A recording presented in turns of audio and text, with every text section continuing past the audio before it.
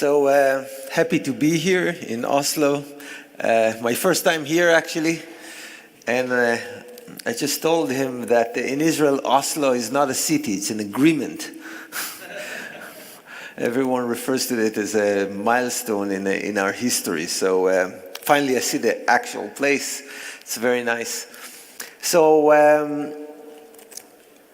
I want to tell you a little bit about my story getting to the Bancor protocol. I think it's more interesting than the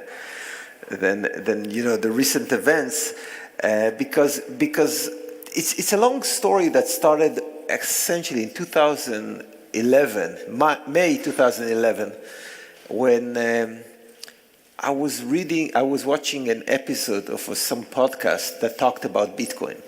The moment I saw it, I thought, this is the best thing ever. And I didn't think that it was so great because I'm like so smart or whatever. I thought it was great because I had experience with decentralized system.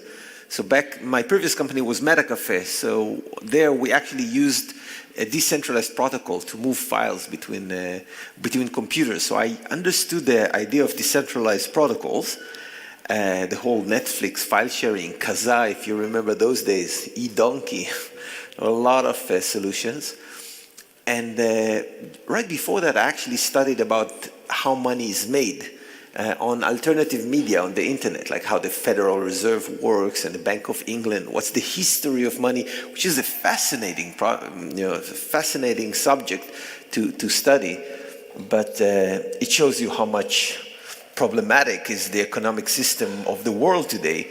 And when I saw Bitcoin, I saw, hey, that's a potential solution to that. And the third thing that got me excited is that, I've been involved in user-generated content since the early days of the internet, since '98. And that was the first time I saw user-generated currency. And it was amazing to me that someone can create a currency. I mean, with MetaCafe, the whole innovation was that all of a sudden you can broadcast your own video. You can create a video, you can put it on a website, and you can be a TV station, so to speak. Because before that age, if I ask someone how much will it cost me to get my video so everyone in the world can see my film or my video or my production, that will be billions. But after that, it became for free. You would actually get paid for that. So that was a big change, and it shifted the industry very strongly. So what would it mean? Well, now it's not like everyone can just create its blog, its podcast, or its video, but anyone can create a currency. What's the meaning of that? And I've been trying to answer this question in the last 7 years. The first thing that we did is we built in 2012 a platform for user-generated currencies. So you can think about it as Facebook groups, but only that every group has its own currency that they issue and they can transfer to each other. There are like thousands of local currencies today in the world, so we thought, we might as well have a platform for that. And we did build that platform. It was a huge success. The first community of moms in Israel used this currency they issued for themselves called hearts. And that currency was used by them to buy and sell from each other jewelry and clothes for their kids and toys and even vacations in Israeli North where you go to for the weekend. So they used the currency for all of that, and that was an amazing experiment because 10,000 moms did like 1,000 transactions every day, spending 30 minutes on average on the app. And we were like completely stunned by it, but we discovered that over time the usage is actually decreasing. And we didn't get it. That's not a normal behavior of application. I mean, it's useful. Why doesn't it continue to be useful? And after a long research, we realized that the problem was lack of liquidity. That the fact that we issued those currencies for them is great, And currency is a great tool, but it's almost like a local network. A local network is great. I've been running, I was in the Israeli military, the A200, the intelligence unit. It's like many startups came up from this unit. And I was managing a great network of 1,000 computers that were very, very useful with databases and emails and what have you. But those networks, as useful as they are like a million times more useful when you connect them to all the other networks, what we like to call the internet. The same rule applies for currencies. Every currency can be useful. It's technology. It's a technology for cooperation that we invented a long time ago.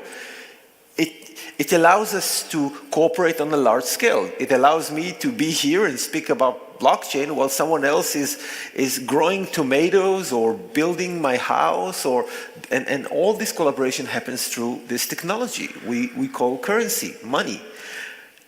And for the first time, we managed to figure it out that if you have a currency that is only used in a specific group but cannot be converted to all the other currency in the world, which is disconnected essentially from the greater financial network, then its usefulness is just a fraction of the potential. And when you have liquidity, the ability to convert between that asset and other asset, and the key word here is price discovery, which if you think about it is a process of wisdom of the crowds, where you have all those people that essentially determines what is the rate, the exchange rate between two currencies. When you have that, then you have a really connected network. Then you have what we like to say the internet of value. Today we don't have an internet of value.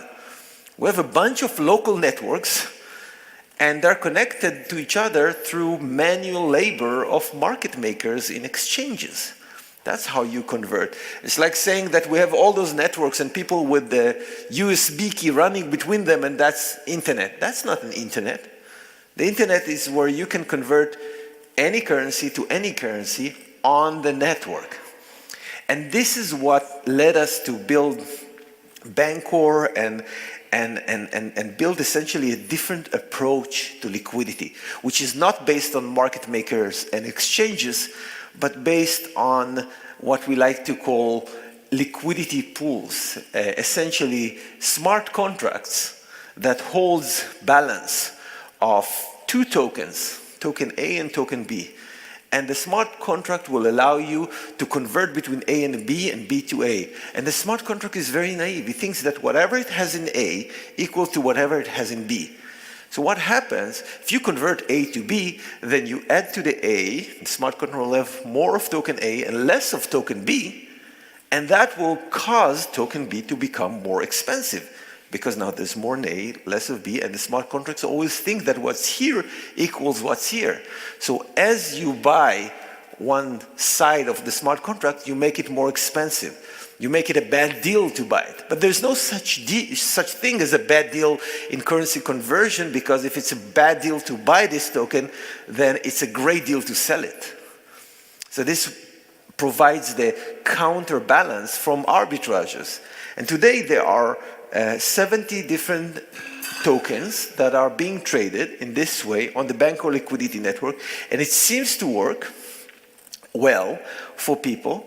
And we think that this is simply a better system than the existing one, because not only that it guarantees liquidity, there's no illiquidity with Bancor. It's always liquid.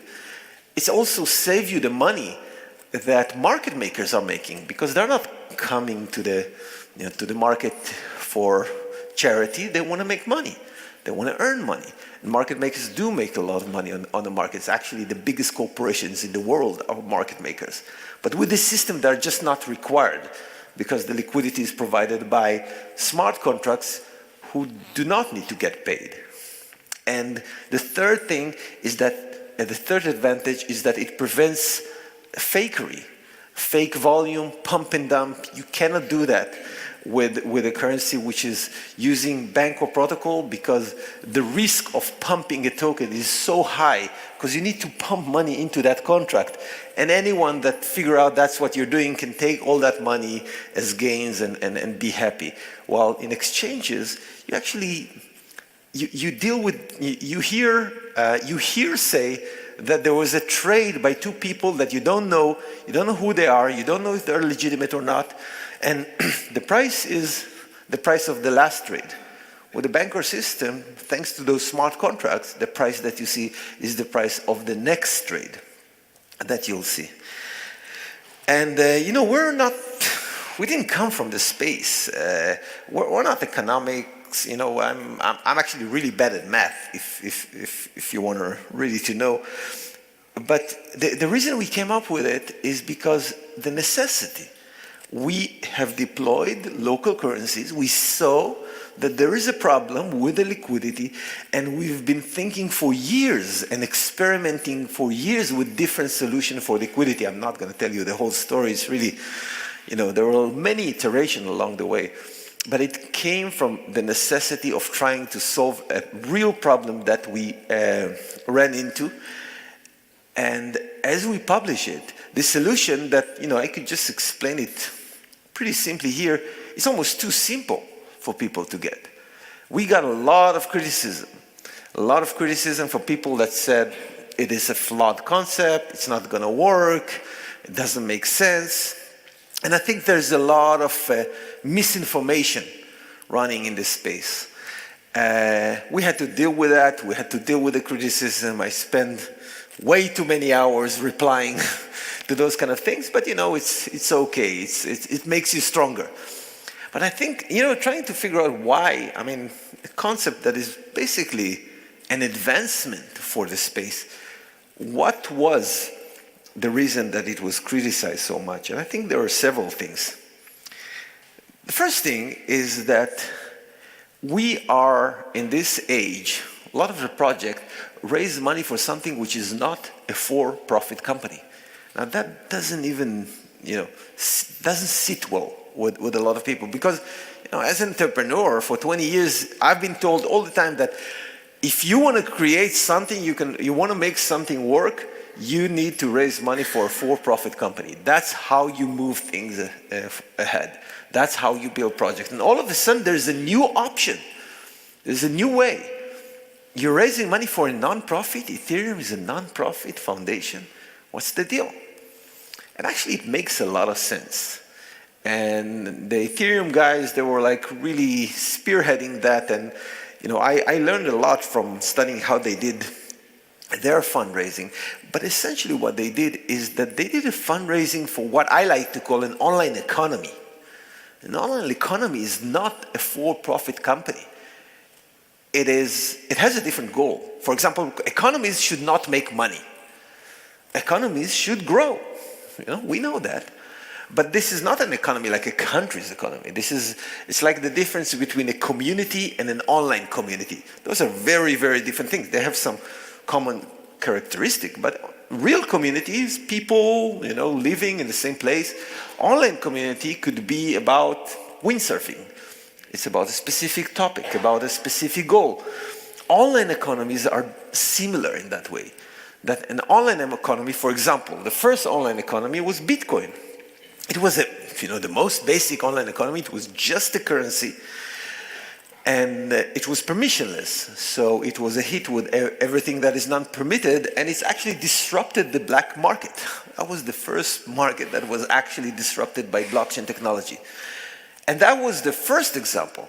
But they didn't even do fundraising, even though they did most of the initial mining just themselves, because no one cared about this Bitcoin. So whoever started it accumulated quite a bit of Bitcoins. Ethereum, on the other hand, actually had a fundraising for a non-profit foundation that was purposed and tasked with bootstrapping this economy. And the economy of Ethereum, the online economy, is actually an economy that is around smart contracts, not just transaction history, in smart contracts. And I'll talk a little bit about why that difference is so big. But currently, the use case that it's being used for is issuing tokens, in many cases through a private or public sale. And it disrupted on a very, I would say, in a very meaningful way, it disrupted venture financing. So the whole space of venture financing in the world, the space that I've been part of as entrepreneur for the last 20 years, has changed completely. To be honest, I never saw any space disrupted so fast and so hard by any technology. I mean, $7 billion deployed to early stage companies just in the last year. And all this money is going to build more and more technologies around blockchain. So that's a big deal.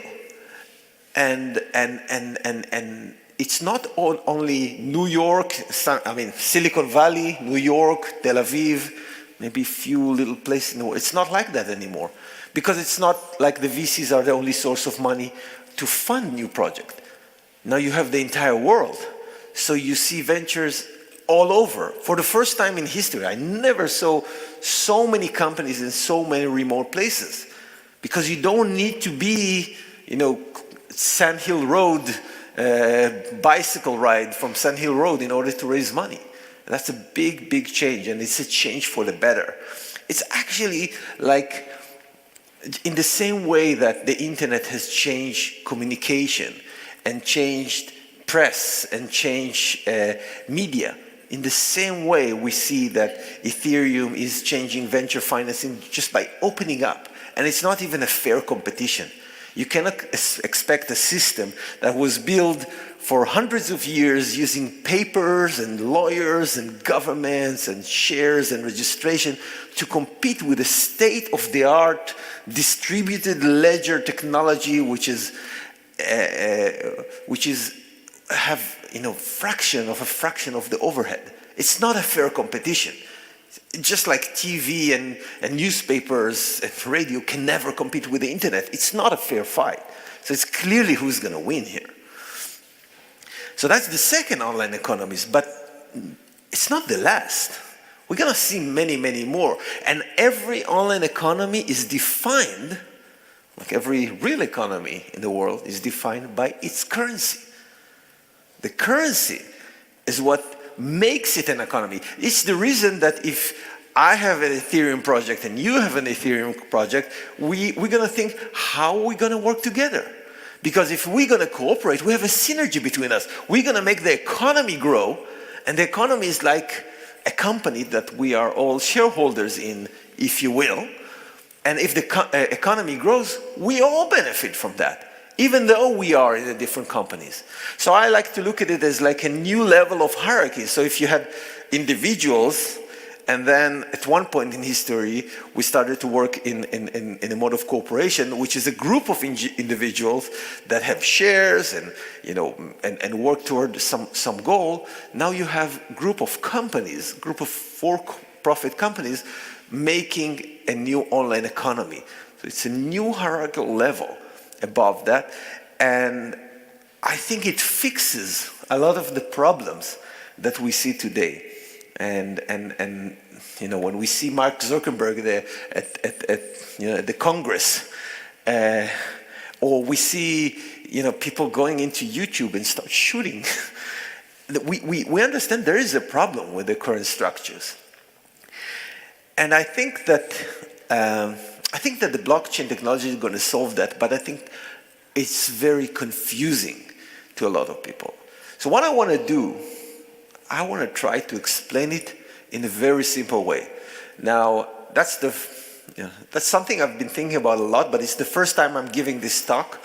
So if anything is not clear or confusing, please let me know.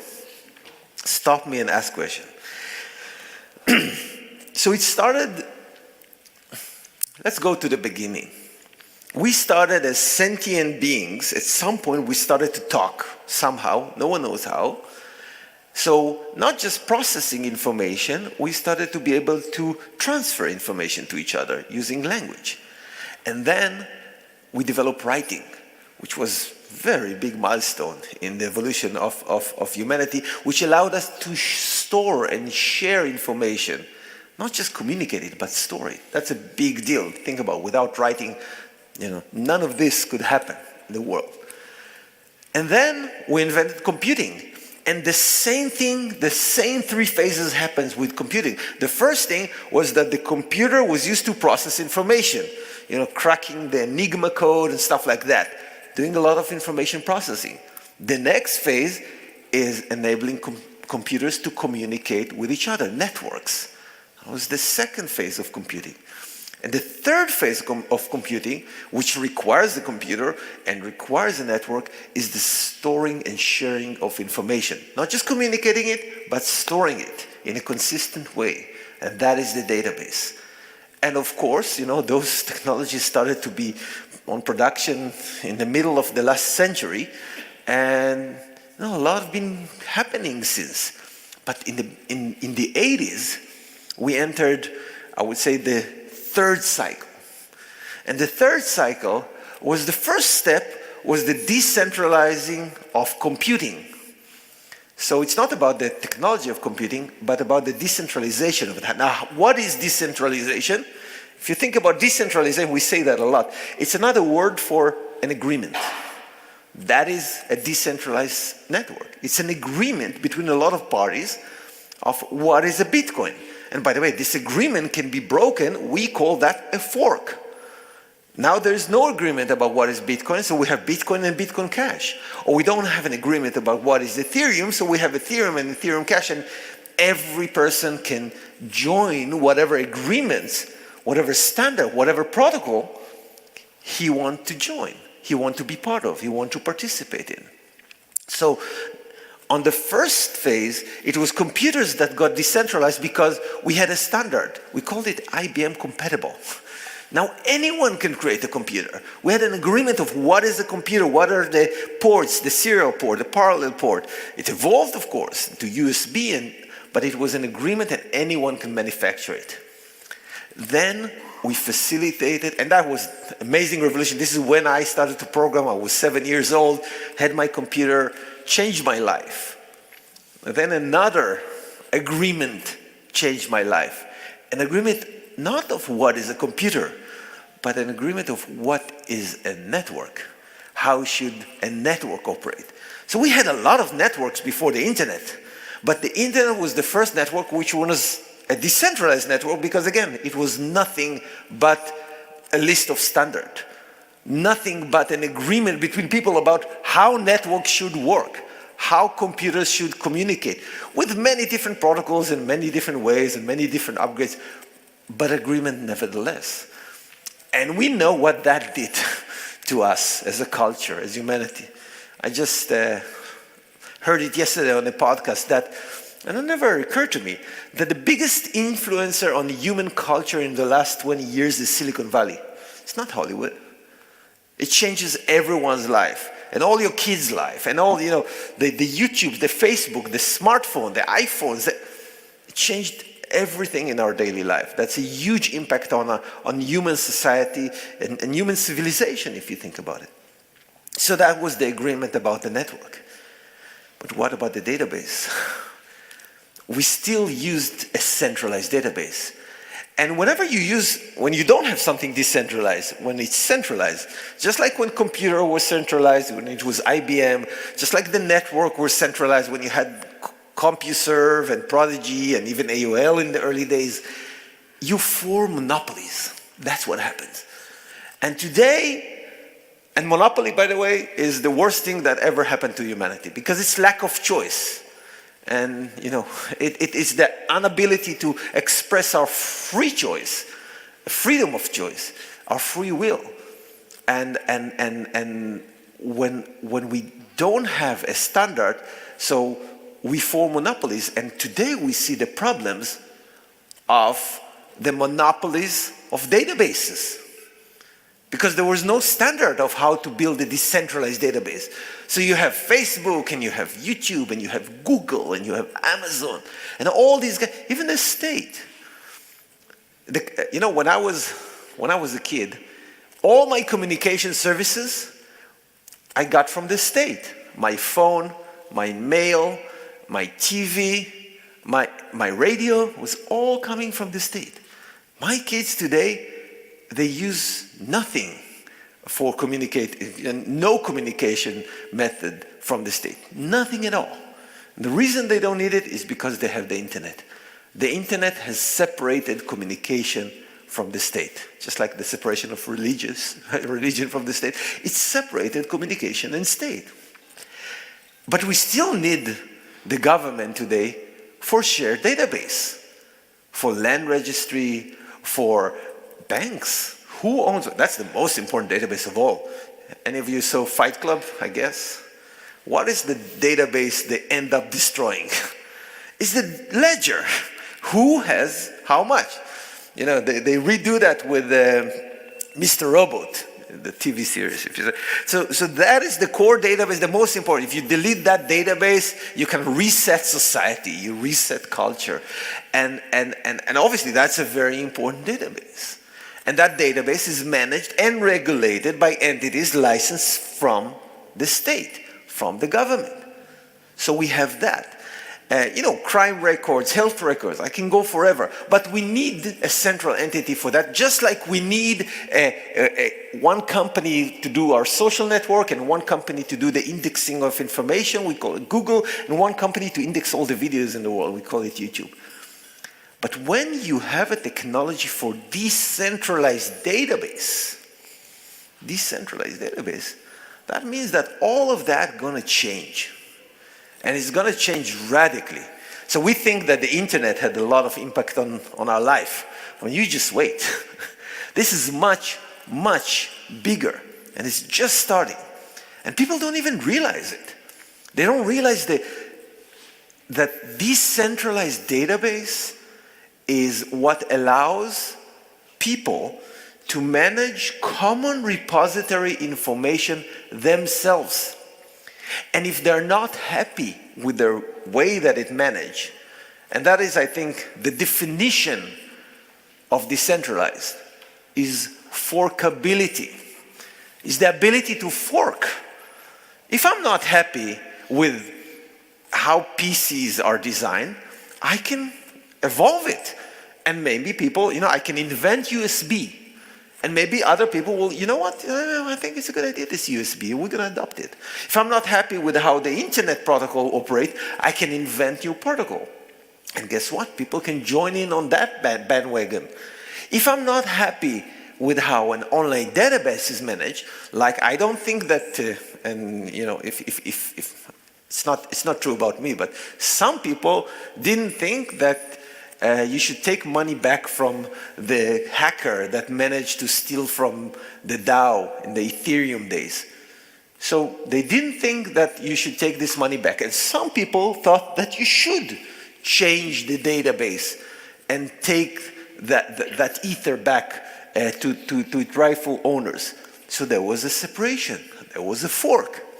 Forkability is the essence of decentralization because it presents a new governance system that we never saw before. It's a governance of merit. It's like a country that says, we are a democratic country, but guess what? Anyone is welcome to secede if they want. If a group of people want to, just break out and, manage their own tax code, and manage their own school, and that's fine. Now, obviously, that's not the case in the world. Last time they tried to do it, we saw a civil war in the United States, right? But with a blockchain, it's perfectly okay. With decentralized technologies in general, it is perfectly okay. So now the leader, let's take it again, Ethereum as an example. Vitalik, as the leader of Ethereum, yeah, he's strong and powerful, and he can take Ethereum to each way that he wants. But guess what? He's not Zuckerberg. Because unlike Zuckerberg, someone else from the Ethereum Foundation can say, hey, Vitalik, I don't like where you're taking it, and I think it should go somewhere else. Who's with me?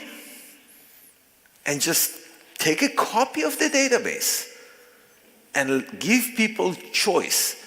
Where would they want to keep? They can use both, by the way. They can keep their tokens on both. But it is very, very different when you are controlling an organization or you're leading an organization, because people choose you every day, again and again, to be the leader of this organization. This decentralization is not about centralization or decentralization of product development. It doesn't make it decentralized that you have 20 teams working on it. Actually, I would argue that it makes it much worse. I don't believe in decentralized execution.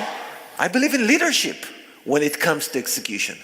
I do believe in decentralized database because I do think that, again, when you're creating something like Ethereum, which is a decentralized database, where the smart contracts actually is the component that make it a decentralized database because it allows you to regulate who can write, who can read, who can manipulate.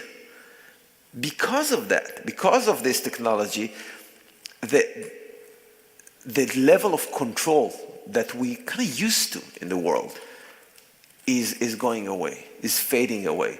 And that's great news for all of us. And it's just to show that this is in the beginning, it's starting. We will see a lot more of those. And we'll finish with one thing. The reason that it's so confusing is that you cannot build a decentralized database which is completely open and permissionless without a decentralized currency. Because if there's no currency and I can just write as much as I want, I will flood the database, I will spam it, it will crash. So you need somehow to regulate, making it costly to write to the database and being able to incentivize those who keep this database secure and integrated and available. So you must have a decentralized currency in order to run a decentralized database. But guess what? You must have a decentralized database if you want to run a decentralized currency. It needs a database. It's a ledger. So this is what's so confusing, because we had two amazing inventions that couldn't happen separately. They could only happen together. And people are like, Bitcoin, blockchain, what's the difference? Two different things. And the second one, the decentralized database, is something that's going to change the fabric of our society, the definition of state, and could even lead to the complete separation of state and economics, like the internet did for state and communication. Thank you very much.